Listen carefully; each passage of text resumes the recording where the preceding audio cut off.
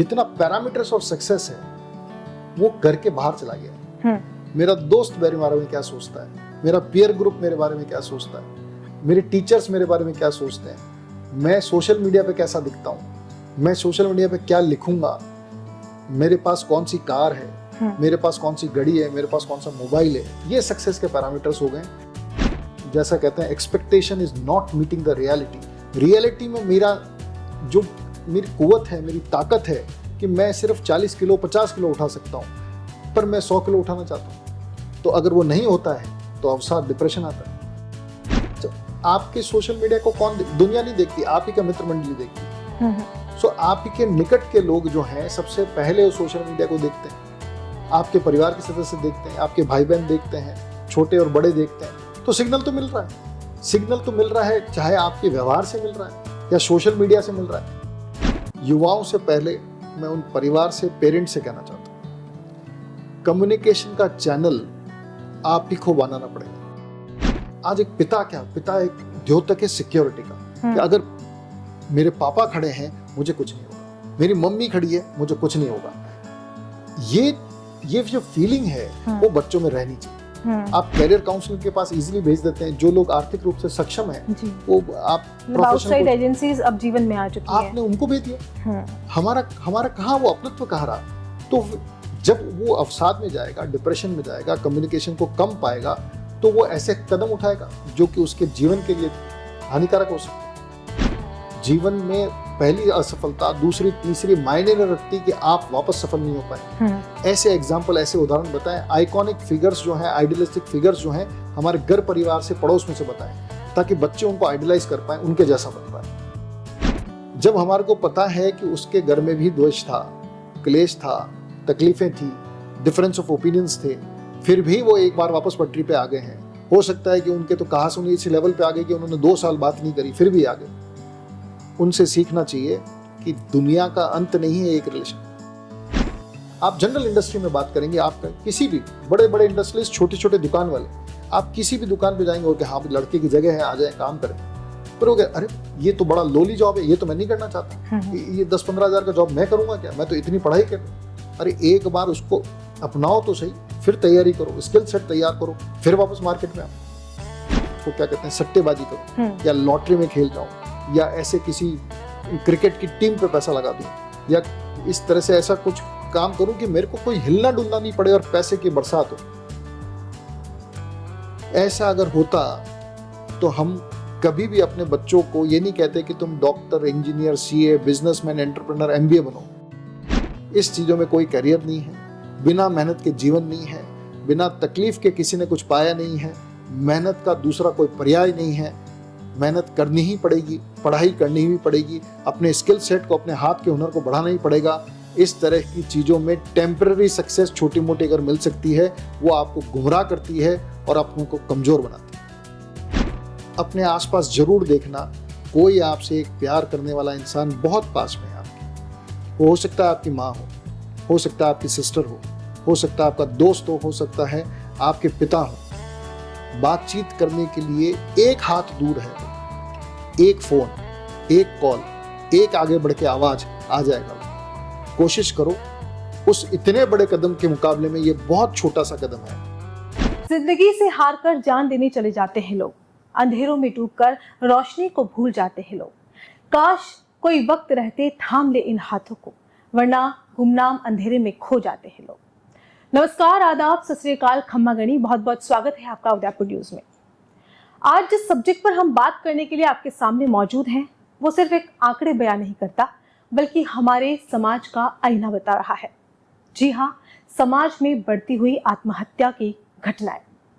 पिछले कुछ समय से हमने देखा कि मानसिक अवसाद, प्रताड़ना और डिप्रेशन के कारण हर वर्ग के लोग अपनी जान दे देते हैं।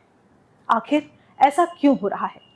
क्या हम अपने आसपास के लोगों को समझने में नाकाम साबित हो रहे हैं, या एक ऐसे समाज की तरफ हम बढ़ रहे हैं जहां भावनाएं खत्म हो गई हैं? इसी विषय पर ज्यादा बातचीत के लिए कुछ बुद्धिजीवी लोग हमारे साथ मौजूद हैं। आज जिस शख्सियत से मैं आपको रूबरू करवाने जा रही हूं, उनके लिए बता दूं आपको, डॉक्टर आनंद गुप्ता हमारे साथ मौजूद हैं, जो मोटिवेशनल स्पीकर भी हैं, पेशे से डॉक्टर हैं और अपनी स्पीच से कई युवाओं को दिशा और दशा बदलने में मदद कर चुके हैं। नमस्कार सर, बहुत बहुत स्वागत करते हैं आपका। जैसा कि मैंने बताया कार्यक्रम की शुरुआत में बोला कि पिछले कुछ समय से अगर हम देखें तो युवा जो है वो टूटता जा रहा है, बिखरता जा रहा है। क्या सोचना है आपका इस पे? आप देखें, वो शायद कुछ सालों तक हम इसके बारे में बात भी नहीं कर रहे थे जी। 10 साल, 15 साल, 20 साल पहले हमारे पास में अवसाद, डिप्रेशन जैसे शब्द ही नहीं होते थे। हमारी जो अपब्रिंगिंग होती थी वो इस तरह से पारिवारिक माहौल में होती थी कि हमने कभी सोचा ही नहीं कि हमारे को जो वैलिडेशन है, जो हमारे को सर्टिफिकेशन है, वो समाज से लेना पड़ेगा। सक्सेस के पैरामीटर्स पारिवारिक थे। आपने परिवार के अंदर क्या अचीव किया, कैसा आपने व्यापार किया, कैसे आपने एजुकेशन करी, किस तरह से आप परिवार को संबल दे पाए या परिवार ने आपको संबल दिया। तो हमारा सब जो सोशल स्ट्रक्चर था वो एक संयुक्त परिवार था, जहाँ पर सारा वैलिडेशन, उसका सर्टिफिकेशन, आपको जो भी चाहिए वहीं से मिलता था। पर अब आप देखें पिछले 15-20 साल से ये हो गया है कि हमारा सब वैलिडेशन, हमारा सब जितना पैरामीटर्स ऑफ सक्सेस है वो घर के बाहर चला गया है। मेरा दोस्त मेरे बारे में क्या सोचता है, मेरा पीयर ग्रुप मेरे बारे में क्या सोचता है, मेरे टीचर्स मेरे बारे में क्या सोचते हैं, मैं सोशल मीडिया पे कैसा दिखता हूँ, मैं सोशल मीडिया पे क्या लिखूंगा, मेरे पास कौन सी कार है, मेरे पास कौन सी घड़ी है, मेरे पास कौन सा मोबाइल है, ये सक्सेस के पैरामीटर्स हो गए। इस कारण से अब इन जैसा जो आज का विषय है आपका, आत्महत्या या अवसाद, ये बढ़ते जा रहे हैं। सर, क्या परिवार की और समाज की जो एक्सपेक्टेशंस है वो बहुत ज़्यादा हायर हो चुकी है, और जो युवा वर्ग है वो अपने आप को स्टेबिलिटी के उस दौर से गुजर रहा होता है, तो क्या वो ऐसा नाकाम हो जाता है कि उसमें आकर इतना अपने आप को डिप्रेशन में महसूस करने लग जाता है कि वो इस कदर का कदम उठा लेता है? आप इस बात को सोचिए कि हमारा कोई युवा साथी है, हमारे घर के बच्चे ही या वो इतना बड़ा स्टेप लेने की अगर सोचते हैं तो वो एक दिन में नहीं होता। जैसा आपने कहा कि आज हमारे पास में जो ये सक्सेस के जो पैरामीटर्स हैं वहाँ पे कि किस तरह से मैं उस पायदान पे पहुंच जाऊं, उस पायदान को बता कौन रहा है? हम पेरेंट्स ही तो बता रहे हैं, मेरा परिवार बता रहा है, मेरे टीचर्स बता रहे हैं। यहां तक तो हम सब समझ जाते थे, पर जैसे ही इसका दायरा बाहर गया, युवाओं को ये पैरामीटर्स कहाँ से मिलने लगे? सोशल मीडिया से मिलने लगे, टेलीविजन से मिलने लगे, इलेक्ट्रॉनिक चैनल से मिलने लगे। अब उनका सक्सेस का दायरा कहाँ पे है? अब वो ग्लोबल है। अब वो सिर्फ भारत के लेवल पे नहीं, पूरा ग्लोबल लेवल पे है कि मैं पूरे विश्व विजेता बनना चाहता हूँ। अपनी एस्पिरेशंस इतनी हाई कर ली है, हम जैसा कहते हैं expectation is not meeting the reality. Reality में मेरी कुव्वत है, मेरी ताकत है कि मैं सिर्फ 40 किलो 50 किलो उठा सकता हूँ, पर मैं 100 किलो उठाना चाहता हूँ। तो अगर वो नहीं होता है तो अवसाद, डिप्रेशन आता है। सो एक्सपेक्टेशंस जो युवाओं ने है इतनी बढ़ा ली है, खुद से बढ़ा ली है, और उतनी क्षमताएं उतनी तैयार नहीं कर पाए। सर, क्या ऐसी चीज़ें हैं कि पेरेंट्स और आसपास के लोग भांप सके कि नहीं, ये बच्चा जो है वो गलत दिशा की तरफ जा रहा है, या उसके मन में ऐसा कुछ चल रहा है? क्योंकि हम आज के समय में देख नहीं पाते, पास में बैठा है व्यक्ति, हमें नहीं पता उसके मन में क्या चल रहा है। क्या ऐसी चीज़ें हैं जिससे हम भांप सके? देखो, एज ए डॉक्टर मैं आपको बताता हूँ कि बुखार भी आता है ना तो शरीर में हरारत महसूस होती है। हर बीमारी के पहले, जो फिजिकल बीमारी जो है उसके पहले शरीर सिग्नल देता है। उसी तरह से अवसाद भी, डिप्रेशन का जो मरीज है या वो युवा है या हमारा कोई साथी है, वो भी सिग्नल देता है। अगर आपका कोई परिवार का सदस्य या आपको कोई मित्र अपने रूटीन बिहेवियर से हट के बिहेवियर करता है, वो पहले बहुत हंसी ठिठोली करता था, खेलता था, पार्टिसिपेट करता था, अब वो अलग थलग रहने लग गया है। पहले वो हर चीज में रिएक्शन देता था, अभी वो स्माइल करके छोड़ देता है। पहले वो बहुत सारे कॉन्वर्सेशन करता था, बातचीत करता था, अब उसने बातचीत करना कम कर दिया है, फोन करना बंद कर दिया है, कम कर दिया है। ये सब छोटे छोटे सिग्नल से जो मिलने लगते हैं, हम उनको अवॉइड कर देते हैं और वो समस्या बड़ी हो जाती है। सर, जैसा कि सोशल मीडिया आज के टाइम पे बहुत बड़ा प्लेटफॉर्म है, मैंने खुद इस चीज़ को महसूस किया है कि जब कोई व्यक्ति दुखी होता है तो वो स्टेटस भी उस तरीके के लगाने लग जाता है। तो ये कितना कारगर साबित हो रहा है और ये चीजें किस तरफ ले जा रही है युवा पीढ़ी को? देखो, आपने कहा कि वो स्टेटस भी उस तरह के लगाने लगता हाँ। है, वो इमोजीज जो इमोटिकॉन्स होते हैं वो भी उस तरह के यूज करना लगता है, शायद वो गाने भी उस तरह के डिप्रेशन वाले सुनने लगता है, अकेलेपन के वो गाने सुनने लगता है, उत्साह वाली चीजें से हटने लगता है। तो ये सिग्नल आ रहे हैं हमारे पास। अच्छा, आपके सोशल मीडिया को कौन दुनिया नहीं देखती, आप ही का मित्र मंडली देखती। सो आप ही के निकट के लोग जो हैं सबसे पहले वो सोशल मीडिया को देखते हैं, आपके परिवार के सदस्य देखते हैं, आपके भाई बहन देखते हैं, छोटे और बड़े देखते हैं। तो सिग्नल तो मिल रहा है, सिग्नल तो मिल रहा है, चाहे आपके व्यवहार से मिल रहा है या सोशल मीडिया से मिल रहा है। अच्छा, सोशल मीडिया आज हमारे जीवन का अभिन्न अंग है, इसको हटा नहीं सकते, इसको एक्सेप्ट करना पड़ेगा, इसके साथ रहना पड़ेगा, इसके साथ जीना पड़ेगा। पर वहां से हमारे को अगर कोई इंफॉर्मेशन मिल रही है उस पर रिएक्ट करना पड़ेगा। मैंने शुरुआत में बात की थी इमोशंस की, भावनात्मक जुड़ाव कहीं ना कहीं अब नहीं हो पा रहा है लोगों का, क्योंकि पहले ये होता था कि हमें कोई प्रॉब्लम है तो कभी पेरेंट्स से शेयर कर दिया, फ्रेंड्स से शेयर कर दिया, लेकिन आजकल एक अलग थलग से रहना और उस तरीके की चीज़ें आ गई हैं। क्या मानते हैं आप, युवा पीढ़ी को किस तरह का मैसेज देना चाहते हैं आप? एज ए डॉक्टर क्या कहना चाहते हैं आप? देखो, युवाओं से पहले मैं उन परिवार से, पेरेंट्स से कहना चाहता हूँ, कम्युनिकेशन का चैनल आप ही को बनाना पड़ेगा, बातचीत का चैनल बनाना पड़ेगा। बिकॉज हमारा जो युवा है, हमारा जो स्टूडेंट है, वो बात करना चाह रहा है उसके साथी से, उसके दोस्त से, उसी के क्लास के बच्चे से। लड़का अपने दोस्त से बात करना चाह रहा है, लड़की अपनी सहेली से बात करना चाह रही है, पर आपसे क्यों नहीं बात करना चाहता? क्योंकि क्या आपके पास में अपने व्यापार से, अपने काम से, अपने जॉब से समय नहीं? आप किस चीज को इंपॉर्टेंस दे रहे? हम सुबह 9 बजे से 5 बजे तक काम करके आए, हम थके हुए हैं, हमारे पास में अगर बिजनेस है, हमारी दुकान है, अगर हमारा शोरूम है वो चल रहा है, या हमारा हॉस्पिटल चल रहा है, हम काम करके 8 बजे 9 बजे पहुंचते हैं, हमारे पास बच्चों से कम्युनिकेशन का, बातचीत का समय नहीं है। और फिर हम अब बच्चों को ये इल्जाम लगाएं कि तुम अवसाद में जा रहे हो, वो किससे बात करेगा? तो सबसे पहले युवाओं से भी पहले हमारे पेरेंट्स को समझना पड़ेगा कि हमें आगे बढ़कर ये बातचीत का चैनल, ये कम्युनिकेशन का चैनल खोलना पड़ेगा, अगर है तो बढ़ाना पड़ेगा। उसके बाद युवा जो है वो आपको दोस्त समझ के तो आए, उनको ये तो लगे कि मैं सिक्योर।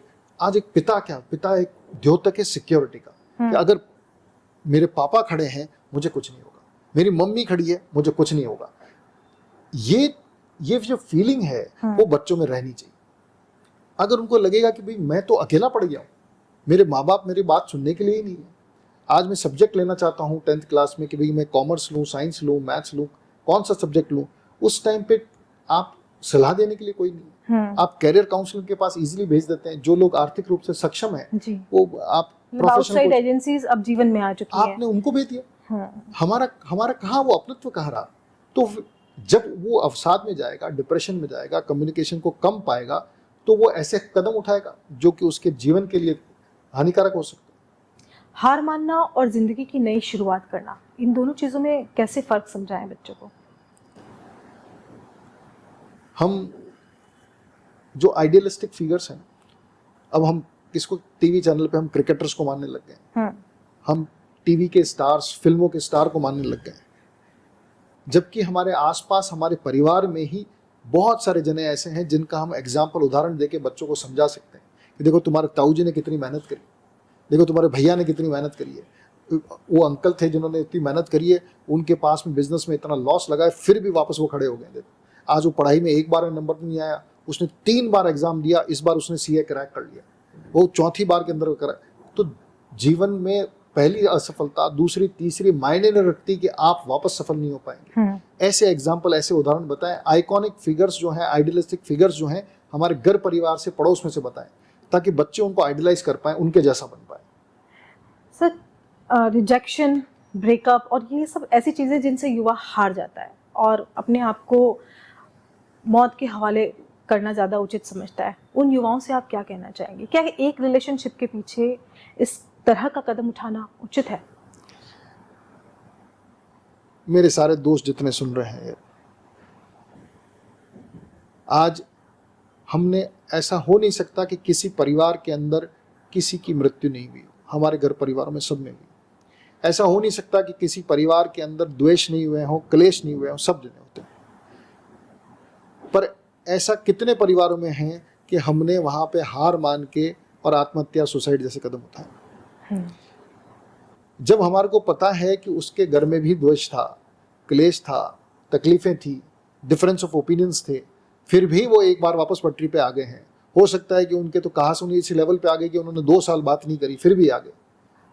उनसे सीखना चाहिए कि दुनिया का अंत नहीं है एक रिलेशन।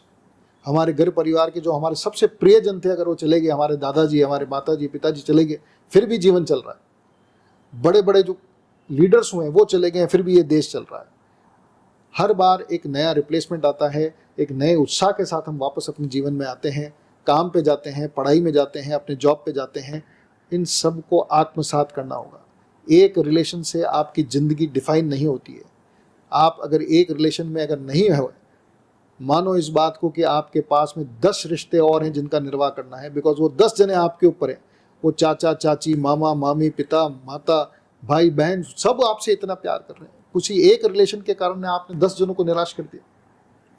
सर, आर्थिक संकट और बेरोजगारी भी बहुत ज़्यादा मायने रखा है। अभी उदयपुर में ही अगर थोड़े समय पहले की बात करें तो इस तरह की एक घटना सामने आई जहाँ परिवार सहित व्यक्ति ने आत्महत्या कर ली। उस पर क्या कहेंगे सर आप? क्यों जिंदगी को इतना इजी समझते हैं लोग और इस तरह का कदम उठा लेते हैं? क्योंकि चुनौतियां तो पग पग पर आज के समय में है। मैं कंपैरिजन की जो ये होड़ है, आर्थिक रूप से असक्षम, आर्थिक रूप से असक्षम किससे?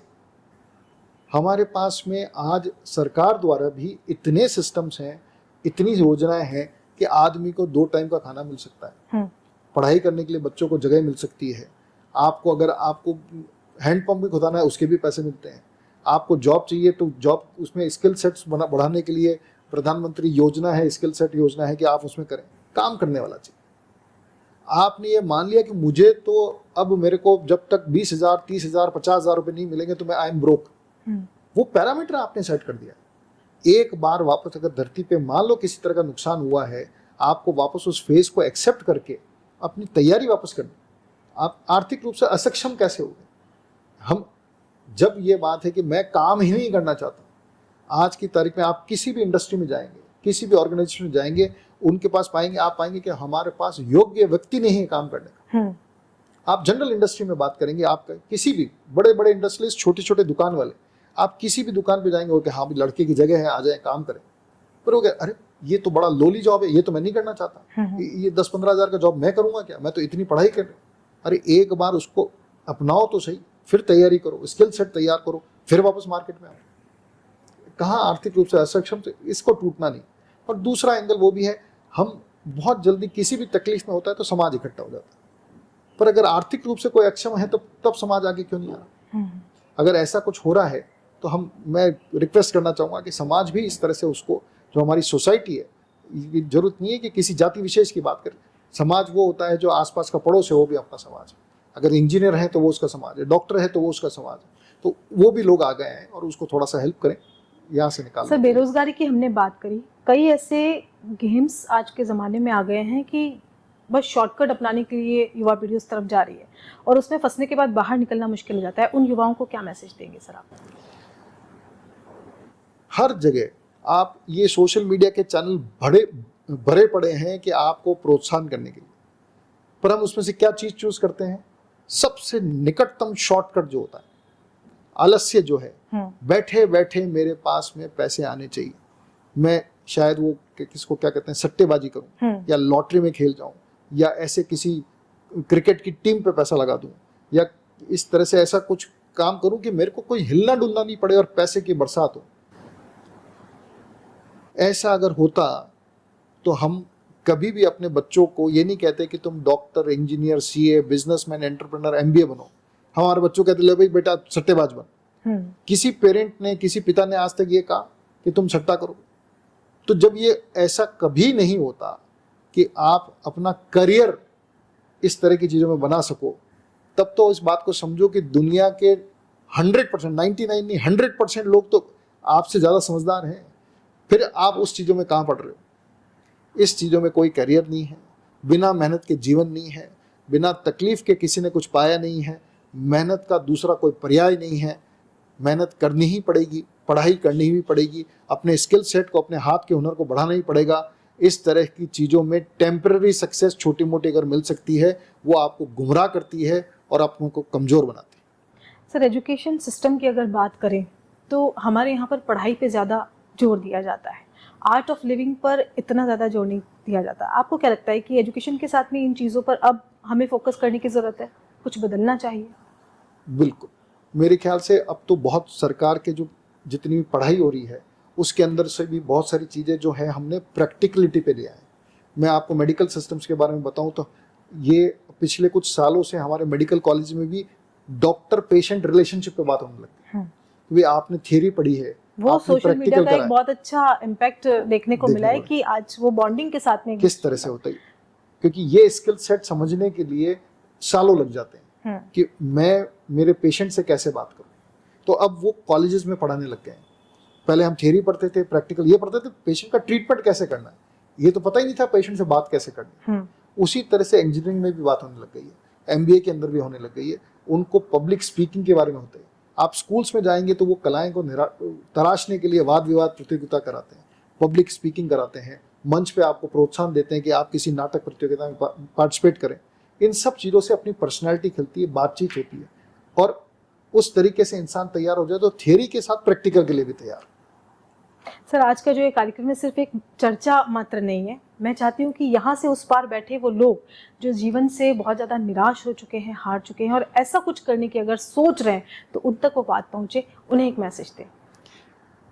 वो सब जने जिन्होंने अगर कहीं भी छोटी सी भी अपनी हार को स्वीकार करना है और ये सोच लिया है कि अब मैं कुछ नहीं कर सकता, अपने आसपास जरूर देखना, कोई आपसे एक प्यार करने वाला इंसान बहुत पास में है आपके। वो हो सकता है आपकी माँ हो सकता है आपकी सिस्टर हो सकता है आपका दोस्त हो सकता है आपके पिता हो। बातचीत करने के लिए एक हाथ दूर है वो, एक फ़ोन, एक कॉल, एक आगे बढ़ के आवाज़ आ जाएगा वो। कोशिश करो, उस इतने बड़े कदम के मुकाबले में ये बहुत छोटा सा कदम है। किसी चीज़ की शर्म नहीं, किसी चीज़ का लिहाज नहीं, अपना प्यार, अपना हक मांगो अपने परिवार से, अपने दोस्तों से और बात करो। कम्युनिकेशन का चैनल मत तोड़ो। इस तरह से निराश नहीं होना है, हमें फिर खड़ा होना है और आप सबके लिए जहां भी आप जाओगे अपने दोस्त को जरूर पाओगे।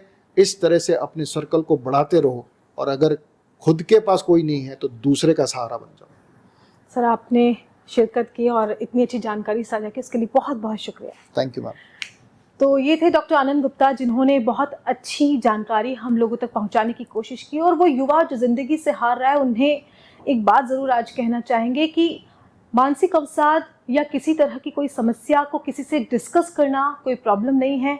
अगर आप डिप्रेशन में हैं तो वो कोई बीमारी है, तो उसका इलाज किया जा सकता है। आज के समय में हर तरह की एजेंसीज काम कर रही हैं। अपनी बात करें, अपने घर वालों से बात करें, अपने दोस्तों से बात करें, खुलकर बात करें, मन में कुछ भी ना रखें और इस तरह का कदम बिल्कुल ना उठाएं, क्योंकि मानव जीवन बहुत मुश्किल से मिलता है। लाखों योनियों में जन्म लेने के बाद ये एक बहुत बड़ी सौगात हमें ईश्वर ने दी है, उसे प्रसाद के रूप में स्वीकार करें। नमस्कार।